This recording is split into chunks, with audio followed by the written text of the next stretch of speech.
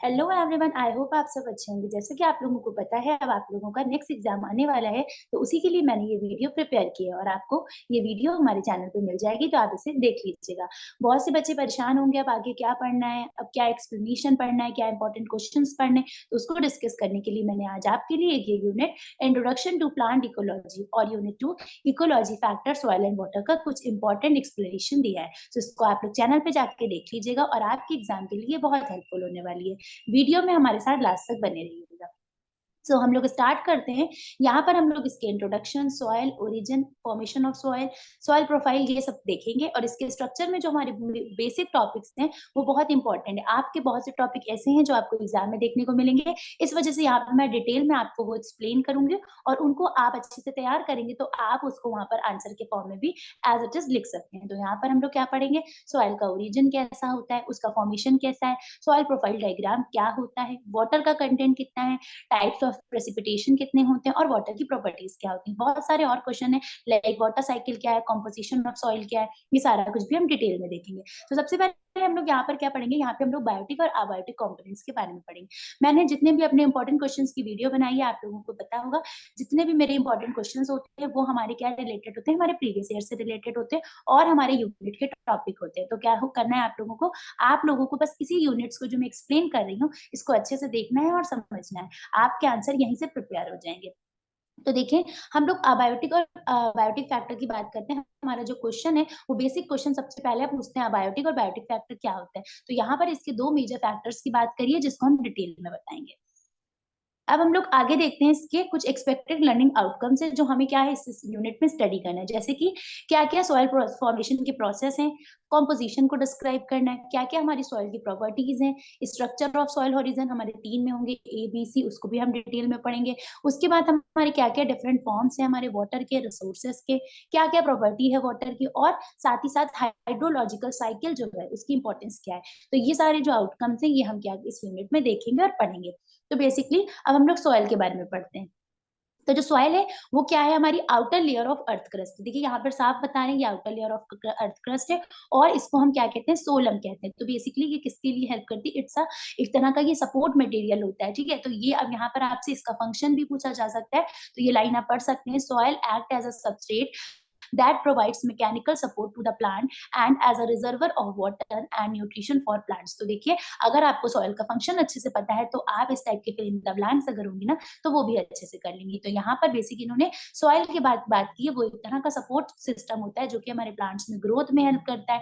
बहुत से मैटर इसमें कॉम्प्राइजेस होते हैं, like organic waste, dead plants, ये सारे जो होते हैं वो इसके साथ ही कॉम्प्राइज होते हैं। यहाँ पर हम लोग माइक्रो ऑर्गेनिज्म के बारे में पढ़ेंगे। अब वो माइक्रो ऑर्गेनिज्म कौन कौन से वो देखते हैं, जैसे हमारे बैक्टीरिया है, वायरस है, फंजाई है और बहुत से और इंपॉर्टेंट हमारे बैक्टीरिया माइक्रो ऑर्गेनिज्म है जो कि किसके कंपोनेंट है, हमारे सॉइल के। तो जब हम सॉइल को एक्सप्लेन करेंगे तो हमें ये सब चीजों का ध्यान रखना है।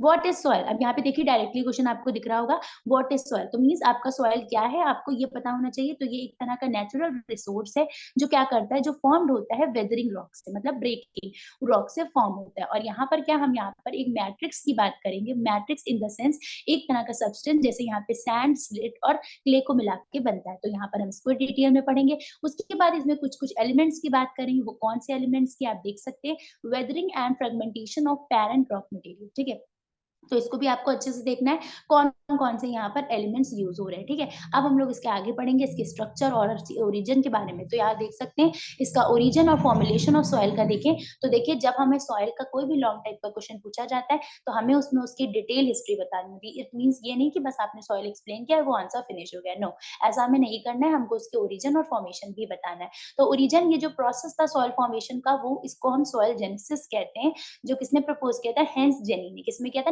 1941 में। यहाँ पर दूसरे थे एक रॉय डब्ल्यू सिमोनसन, ये 1915 इन्होंने किया था। और ये दो जितने भी हमारे थे इन सब ने क्या बताया था, सॉइल फॉर्मेशन के बारे में बताया था। तो आप देख सकते हैं soil formation consist of include to step, दो स्टेप्स में हुआ था। पहला हमारा अक्यूमुलेशन ऑफ पेरेंट मटेरियल और दूसरा डिफरेंशिएट इनटू डिफरेंट हॉरिजन। देखिए यहाँ पे हम लोग हॉरिजन्स की बात करेंगे तो ये दो स्टेप्स आपको ध्यान रखना है जब आप ओरिजिन ऑफ सॉइल एक्सप्लेन करें। अब हम इसकी कुछ इन्वायरमेंटल फैक्टर्स को देखते हैं। यहाँ पर हमारी जो है ये बेसिक हमारा फॉर्मेशन है। अब मैंने अभी बताया सॉइल फॉर्मेशन का प्रोसेस कैसा होता है, हमारे 2 स्टेप्स में होता है।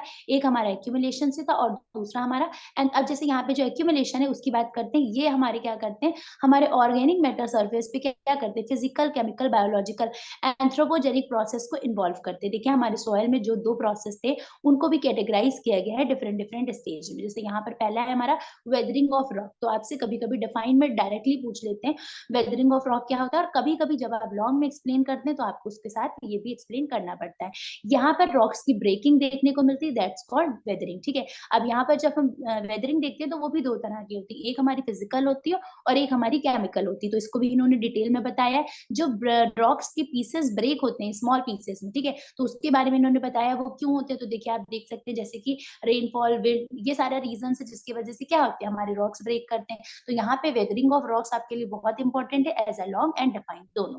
अब हम लोग इसका दूसरा देखते हैं। दूसरा हमारा जो है केमिकल वेदरिंग है। ये क्या है, जिसमें हमारी केमिकल एक्टिविटीज इन्वॉल्व हो। देखिए chemical activities involve it means यहाँ पर हमारे ऑर्गेनिक एसिड्स, यहाँ पे माइक्रोब्स, ये जो बता रहे हैं इन सब का यूज, और यहाँ पर भी किसका ब्रेक डाउन तो हो रॉक्स का, but in the presence of organic matter, ठीक है? तो ये हमारा केमिकल वेदरिंग का पार्ट है। तो ये दोनों अब अच्छे से तैयार करिएगा कि आपका केमिकल वेदरिंग क्या है और आपका फिजिकल।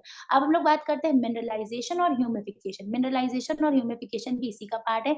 यहाँ पर जो प्लांट्स और एनिमल्स होते हैं ये अपना इंपॉर्टेंट रोल प्ले करते हैं। सो आपकी पहली लाइन जो है वो आपकी यही होनी चाहिए कि वो जो हमारा प्लांट्स और एनिमल्स है उनका इंपॉर्टेंट रोल इसमें रहता है। यहाँ हमें बहुत से माइक्रोब्स देखने को मिलते हैं जो रूट्स पे क्या करते हैं, रूट्स में जितना भी ऑर्गेनिक एसिड होता है उसको सिक्रीट कर लेते हैं, ठीक है? और उन जो माइक्रो ऑर्गेनिज्म है उनकी जो बात करी गई है वो है हमारा बैक्टीरिया, फंजाई, एक्टिनोमाइसिट्स, ये जितने भी हैं ये सारे हमारे माइक्रो ऑर्गेनिज्म। तो आप देख सकते हैं the breakdown of organic compound leads to the formation of simple product such as carbon dioxide, water, mineral and the process is called mineralisation. तो मिनरलाइजेशन को बेसिक एक्सप्लेन करना है तो जो ऑर्गेनिक कंपाउंड का जो प्रोसेस होता है, ब्रेकिंग होता है, और वो क्या फॉर्म करता है, सिंपल प्रोडक्ट को फॉर्म करता है such as like carbon dioxide, है ना, वाटर, मिनरल्स। तो ये जितना भी हमारा प्रोसेस है वो किसका पार्ट है, मिनरलाइजेशन का। तो इसको भी अच्छे से देखिएगा, साथ ही साथ इसमें प्लांट्स और एनिमल्स का इंपॉर्टेंट रोल है, इसको जरूर बताइएगा।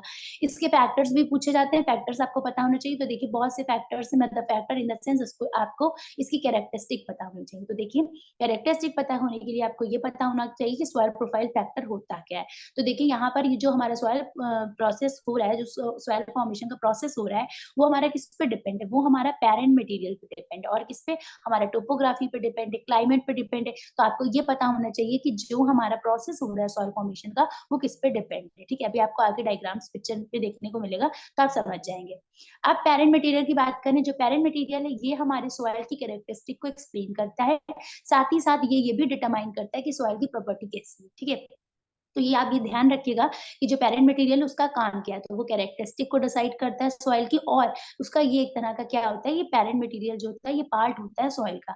यहाँ पर हमें क्या देखने को मिलती है, ये जो लाइन आप देख सकते हैं, a soil developed from coarse grain parent material is resistant to weathering and is coarse in texture, the soil form from limestone processes high level of soluble bases and is fertile in nature. तो ये जो आपका जो पूरी line दी गई है ना, ये एक एग्जैक्ट लाइन दी गई है एक्सप्लेनेशन ऑफ पेरेंट मटेरियल की। तो आप इसको एग्जैक्ट ऐसे ही एग्जाम में लिखिएगा। ये हमारा एक तरह का बेसिक जो होता है, यहाँ पर हमारा सॉइल का रोल होता है। नेक्स्ट हम लोग क्लाइमेट का पढ़ते हैं। क्लाइमेट जो होते हैं वो हमारी सॉइल के डेवलपमेंट के फैक्टर के लिए सबसे इंपॉर्टेंट फैक्टर होता है, क्योंकि बिना क्लाइमेट के कोई भी चीज इजिली परसिस्ट नहीं कर सकती। तो यहाँ पर इन्होंने जो बात की है, यहाँ पर हमको आयंस का ट्रांसलोकेशन देखने को मिलता है, मतलब कि अब कहीं हॉट डेजर्ट है तो वहां का सॉइल का क्लाइमेट अलग रहेगा, है ना, और कहीं कोल्ड डेजर्ट है तो वहां का सॉइल का क्लाइमेट अलग रहेगा। तो हमारा जो क्लाइमेट है वो भी हमारे सॉइल डेवलपमेंट को इन्फ्लुएंस करता है। तो ये आपका सेकंड फैक्टर है।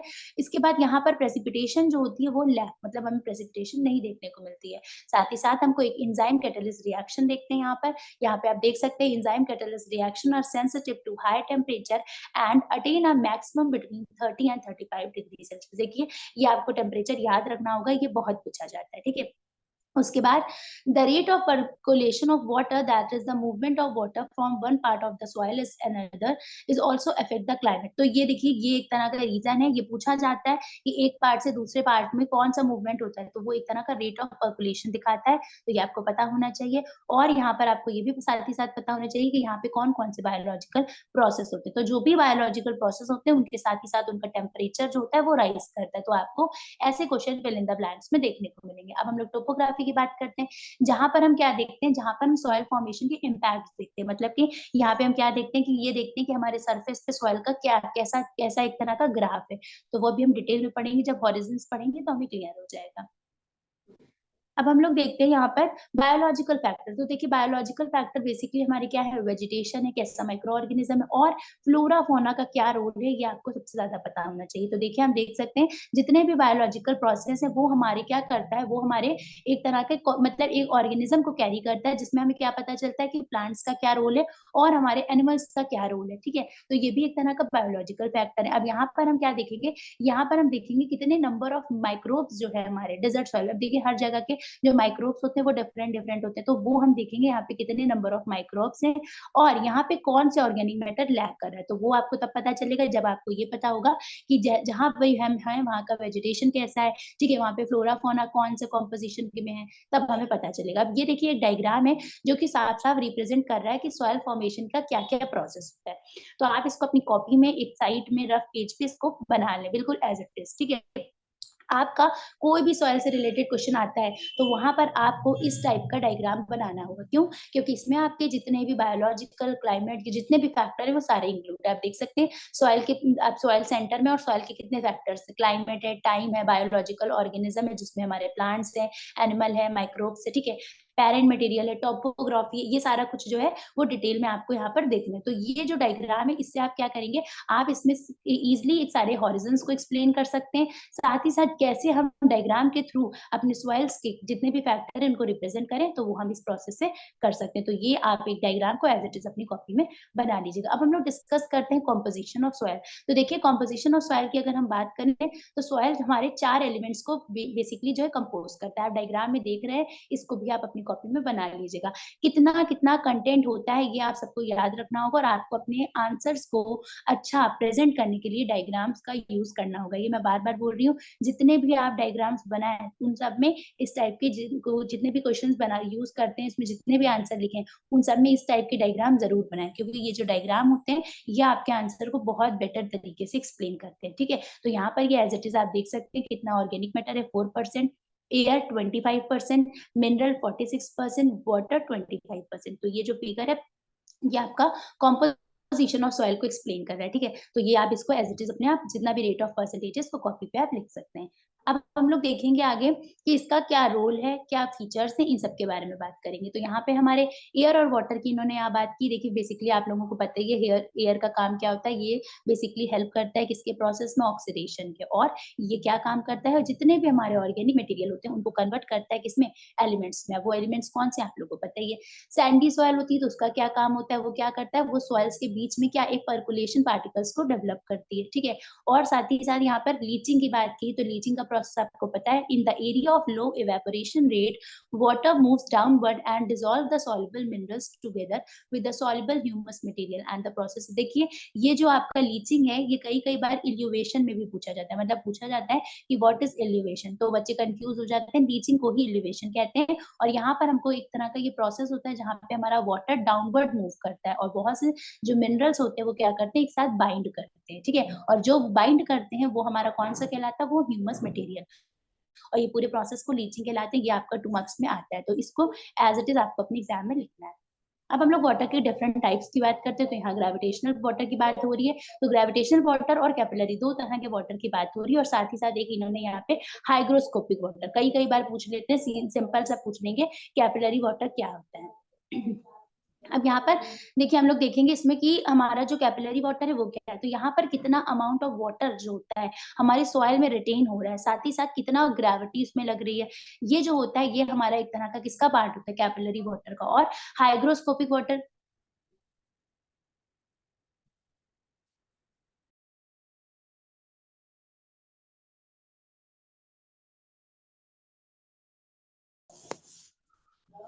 तो अब हम लोग डिस्कस कर रहे थे यहाँ पे हाइड्रोस्कोपिक वाटर और ग्रेविटेशनल वाटर, तो ये आपको क्लियर हो गया था। अब हम लोग यहाँ पर देखेंगे कि इसकी कैपेसिटी के बारे में। तो देखिए यहाँ पे जितना रेनफॉल होता है उतना ही इरिगेशन होता है, ये कुछ कंडीशंस बताई गई हैं, तो इस पैरे को एक बार अच्छे से रीड कर लीजिएगा। तो आप जब अपने आंसर को एक्सप्लेन करेंगे तो इसमें से यहाँ पर से कुछ इंपॉर्टेंट लाइन्स को अपने आंसर में ऐड कर सकते हैं, तो इसको एज इट इज कर लीजिएगा। अमाउंट ऑफ वाटर जो है वो यहाँ पे बताया है 15 बार सेशन प्रेशर और -1.5 MPa। ये आपको एज इट इज याद करना होगा, क्या पता कभी कभी फिल इन द ब्लैंक्स में आपसे पूछ लें कि कितना वाटर होता है, अमाउंट ऑफ वाटर का, तो आप बता सकते हैं, ठीक है।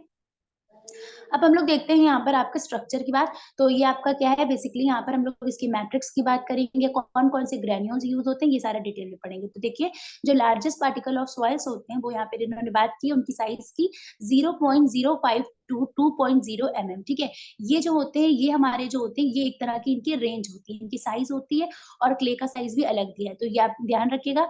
सैंड और स्लिट जो होते हैं, वो हमारे इनर्ट कहते हैं, मतलब जो मैट्रिक्स होते हैं, उनका इनर्ट पार्ट कहलाता है। मीन्स यहाँ पे ये जो सॉइल वाटर में एक तरह से अपनी प्रॉपर्टीज को रिटेन नहीं करते, ठीक है।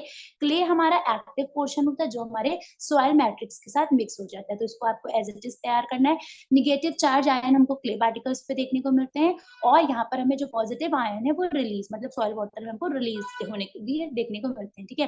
अब यहाँ पर इन्होंने एग्जाम्पल दिया है कैटायंस में, लाइक आपका पोटेशियम है, कैल्शियम है, मैग्नीशियम है, तो ये जब आप एक्सप्लेन करें तो साथ में तो एग्जाम्पल भी मतलब लिख सकते हैं, जो कि बेटर रहेगा। अब यहाँ पर हम लोग जो प्रॉपर्टी ऑफ सॉइल की बात करें, यहाँ पर जो सॉइल पार्टिकल है उनका परसेंटेज आपको पता होना चाहिए। तो देखिए, मैंने आपको स्टार्टिंग में बताया था, जिसका मैट्रिक्स होता है वो हमारा सैंड, स्लिट और क्ले से मिलके बनता है। साथ ही साथ यहाँ पे जो परसेंटेज है उसकी आपको एक प्रॉपर टेबल अभी मिलेगी। आप चाहे तो उसका स्क्रीनशॉट ले लें, और एक बार जब आप एग्जाम के लिए जाएं तो उसके एक दिन पहले उसको अच्छे से देख ली, क्योंकि कई कई बार आपका परसेंटेज पूछ लेते, फिल इन द ब्लैंक्स में पूछ लेते, बच्चे नहीं बता पाते, या फिर आपसे यही कह देंगे कि प्रॉपर्टीज ऑफ सॉइल बताइए, ठीक है। तो ये सारा कुछ है आपका सॉइल यहाँ पे डिटेल में, ठीक है, तो इसको अच्छे से समझिएगा। सॉइल कितना कंटेन करता है, 15% क्ले, 20% स्लेट और 65% सैंड। देखिए, आपके जो मैं अभी इंपॉर्टेंट क्वेश्चंस की वीडियो लाऊंगी ना, उसमें आपको ये कंटेंट में देखने को मिलेगा और पूछा जाएगा, इसलिए इनको अच्छे से तैयार करिएगा। जितना भी मैं कंटेंट से रिलेटेड चीजें कह रही हूँ, इनको अच्छे से तैयार करिएगा और अपनी कॉपी भी एक साइड पे नोट कर लीजिएगा। अब हम लोग आगे इसके बारे में देखेंगे, इसकी टेबल के बारे में।